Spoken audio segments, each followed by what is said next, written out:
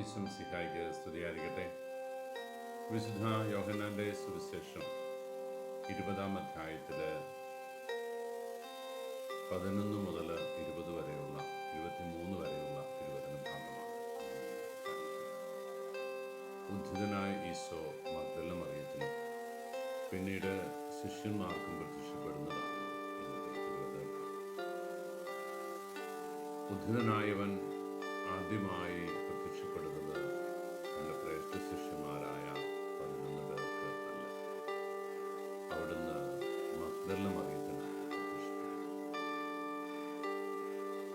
മഗ്ദല മറിയം മുൻപ് ഈശോയുടെ പാദക്ഷാളനം നടത്തിയപ്പോൾ വിലയേറിയ സുഗന്ധ തൈലം കൊണ്ട് അവൾ അവൻ്റെ കാൽക്കൽ പൂശുകയും മുടികൾ കൊണ്ട് അത് തുടയ്ക്കുകയും ഒക്കെ ചെയ്തപ്പോൾ അതിനെ വിമർശിച്ച യുദാസിനോട് അവിടുന്ന് പറഞ്ഞു, അവളെ തടയണം, അവൾ എൻ്റെ സംസ്കാര ദിനത്തിന് വേണ്ടിയിട്ടാണ് ഇത് ചെയ്തത് എന്ന് നിങ്ങൾ മനസ്സിലാക്കി. വിലയേറിയ നാർദിൻ സുഗന്ധതൈലം ഈശോയുടെ കാൽക്കൽ അവൾ പുരട്ടിയത് തനിക്കുണ്ടാകുന്ന സാമ്പത്തിക നഷ്ടത്തിൻ്റെ കണക്കുകൾ പരിശോധിച്ചു.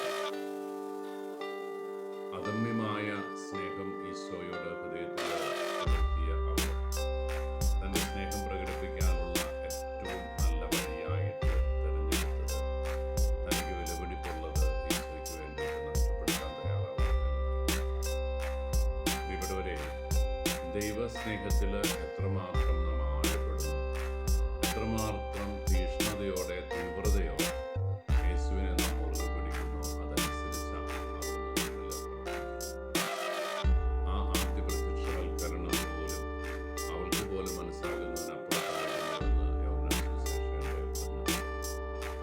ഒരു തോട്ടക്കാരനാണ് എന്ന് ഭാവിച്ച് നീ അവനെ എടുത്തുകൊണ്ട് പോയെങ്കിൽ എനിക്ക് തിരികെ തരിക എന്ന് ഈശോയോട് തന്നെ പറയുമ്പോൾ അവളുടെ ഹൃദയത്തിൻ്റെ ആർദ്രത, എത്രമാത്രം താല്പര്യം, എത്രമാത്രം തീക്ഷ്ണത ആ സ്നേഹവാക്കിലുണ്ടായിരുന്നു എന്ന് നമുക്കറിയാം.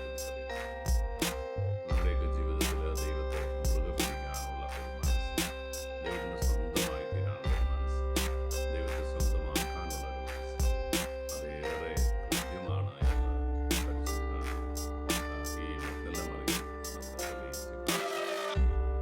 നമ്മുടെ ഹൃദയത്തിൻ്റെ ആഴത്തിൽ, എൻ്റെ മനസ്സിൻ്റെ ഉള്ളിൽ നിന്ന്, ചങ്കിൻ്റെ നിറവിൽ തമ്പുരാനെ വിളിക്കാനുള്ള കൃത്യ വേണ്ടിയിട്ട് നമുക്ക് ഈശോ മറ്റ് ശിഷ്യന്മാർക്ക് പ്രത്യക്ഷപ്പെടുന്നുണ്ട്. തോമായുടെ സാന്നിധ്യത്തിൽ നടന്ന പ്രത്യക്ഷവൽക്കരണത്തെക്കുറിച്ചാണ് ഇന്ന് സൂചിപ്പിച്ചു വെച്ചിരിക്കുന്നത്. ഈ തോമയുടെ ഒത്തുള്ള രണ്ടാമത്തെ അവിടുത്തെ വരവിന് വേണ്ടിയിട്ട് മറ്റൊരു 8 ദിവസം കൂടെ കാത്തിരിക്കുമ്പോൾ നമ്മൾ കാണുന്നുള്ളൂ ഈ ഞായറാഴ്ച. ആ നിമിഷം വരെ നമ്മൾ കാണുന്നത് ഈ പൊതുവായ പ്രത്യക്ഷപ്പെടലിൻ്റെ വിശേഷം.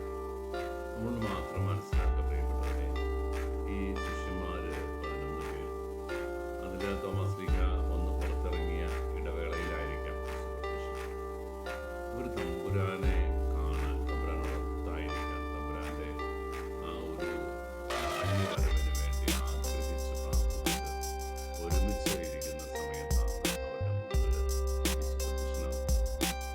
ഭയപ്പെട്ട് യഹൂദരോടുള്ള ഭയം നിമിത്തം അവിടെ ഒളിച്ചിരുന്നു എന്നൊക്കെയുള്ളൊരു ഭാഷ്യം നമുക്കതിന് കൊടുക്കാൻ സാധിക്കുമെങ്കിൽ അവരൊരുമിച്ചിരുന്ന് പ്രാർത്ഥിച്ചപ്പോൾ ആ പ്രാർത്ഥനയുടെ മധ്യത്തിലാണ് യേശു പ്രത്യക്ഷനാവുന്നത്. അതുകൊണ്ട് തന്നെ നമ്മുടെ ദൈവസ്നേഹത്തിൻ്റെ നിറവിന് ഈ പ്രാർത്ഥന കൂടെ യേശുവിനെ സ്വന്തമാക്കാനും യേശുവിനെ കണ്ടെത്താനും തീക്ഷ്ണമായ പ്രാർത്ഥന നടത്തുവാൻ നമുക്ക് സാധിക്കണമെന്ന് നമ്മളെല്ലാവരെയും അനുഗ്രഹിക്കട്ടെ. കർത്താവ് യേശുവിന്റെ പിതാവായ ദൈവത്തിന്റെ സ്നേഹം, പരിശുദ്ധാത്മാവിന്റെ